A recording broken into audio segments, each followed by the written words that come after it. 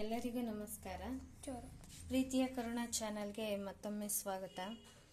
ಇವತ್ತು ಮಶ್ರೂಮ್ ಸಾಂಬಾರ್ ಮಾಡೋದನ್ನ ಈಸಿಯಾಗಿ ಹೇಳ್ಕೊಡೋಣ ಅಂತ ಈ ವಿಡಿಯೋ ಮಾಡ್ತಾ ಇದ್ದೀನಿ. ಈ ಮಶ್ರೂಮ್ನ ಕಿತ್ತ ತಕ್ಷಣ ಕುಡ್ಲಲ್ಲಿ ಸೋಗಿಸ್ಬೇಕು, ಅಂದರೆ ಕಬ್ಬಿಣನ ಸೋಗಿಸ್ಬೇಕು, ಹುಳುಗಳಾಗಬಾರ್ದು ಅಥವಾ ಬೇರೆ ಇನ್ನೇನು ಆಗುತ್ತೆ ಅಂದ್ಬಿಟ್ಟು ಕುಡ್ಲಲ್ಲಿ ಸೋಗಿಸ್ಕೊಂಡು ಮನೆಗೆ ತೊಗೊಬಂದು ನೀಟಾಗಿ ತೊಳ್ಕೊಂಡು ಅಗಲವಾಗಿರುತ್ತೆ ಅದನ್ನು ಈ ಥರ ಕಟ್ ಮಾಡಿಕೊಂಡು 2-3 ಸಲ ಮಣ್ಣಿರುತ್ತೆ ತೊಳಿಬೇಕು. ಆಮೇಲೆ ಈ ಥರ ಕಾಂಡದಲ್ಲಿ ಹುಳುಗಳಿರುತ್ತೆ, ನೀಟಾಗಿ ನೋಡಿಕೊಂಡು ವೈಟ್ ಹುಳುಗಳಿರುತ್ತೆ ಅದನ್ನು ನೋಡ್ಕೊಂಡು ಕ್ಲೀನ್ ಮಾಡಿಕೊಂಡು 2-3 ಸಲ ತೊಳ್ಕೊಂಡು ಬಂದು ಒಗ್ಗರಣೆಗೆ ಹಾಕ್ತಿದ್ದೀನಿ. ಮೊದಲು ಮಸಾಲೆಗೆ ಈಸಿಯಾಗಿ ಮಾಡೋದು ಹೇಳ್ಕೊಡ್ತಿದ್ದೀನಿ. ಮಾಮೂಲಿ ಚಕ್ಕೆ, ಲವಂಗ, ಶುಂಠಿ, ಕೊತ್ತಂಬರಿ ಸೊಪ್ಪು, ಕಾಯಿ, ಹುರ್ಗಡ್ಲೆ ಇವೆಲ್ಲನೂ ಹಾಕ್ಕೊಂಡು ಈ ಥರ ನುಣ್ಣಗೆ ಪೇಸ್ಟ್ ಮಾಡ್ಕೊಳ್ಳಿ. ಪೇಸ್ಟ್ ಮಾಡಿದ ನಂತರ ಒಂದು ಈರುಳ್ಳಿ ಕುಯ್ಕೊಂಡು ಈ ಥರ ಒಗ್ಗರಣೆಗೆ ಹಾಕಬೇಕು.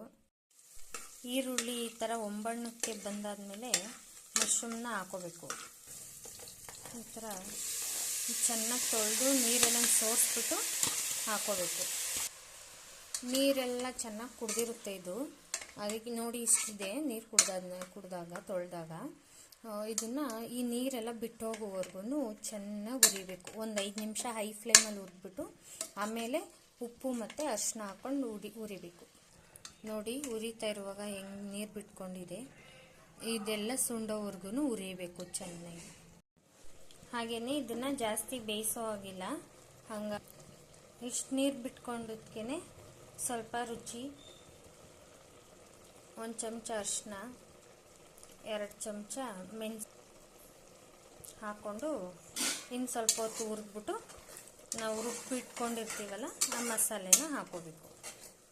ಹಾಗೆಯೇ ನಾನು ಮಟನ್ ಸಾಂಬಾರು ಪುಡಿನೂ ಜೊತೆಲೇ ಸೇರಿಸಿ ರುಬ್ಕೊಂಡಿದ್ದೀನಿ. ಈ ಥರ ಆದಮೇಲೆ ಮಸಾಲೆನ ಉಯ್ಕೊಂಡು ಮುಚ್ಚಳ ಹಾಕಿ ಏನು ಬೇಯಿಸೋದು ಬೇಡ, ಏನು ಒಂದು ಕುದಿ ಬಂದರೆ ಮಸಾಲೆ ಬೇಯುವಷ್ಟು ಒಂದು ಕುದಿ ಬಂದರೆ ಸಾಕಾಗುತ್ತೆ. ನೋಡಿ ಅದಕ್ಕೆ ಮಸಾಲೆ ಎತ್ಬಿಟ್ಟು ರುಚಿಗೆ ಬೇಕಷ್ಟು ಉಪ್ಪು ಹಾಕ್ಕೊಂಡು ಬೇಯಕ್ಕಿಡ್ತೀನಿ. ನೋಡಿ ಘಮ ಎಷ್ಟು ಚೆನ್ನಾಗಿ ಬರ್ತಿದೆ ಅಂತಂದರೆ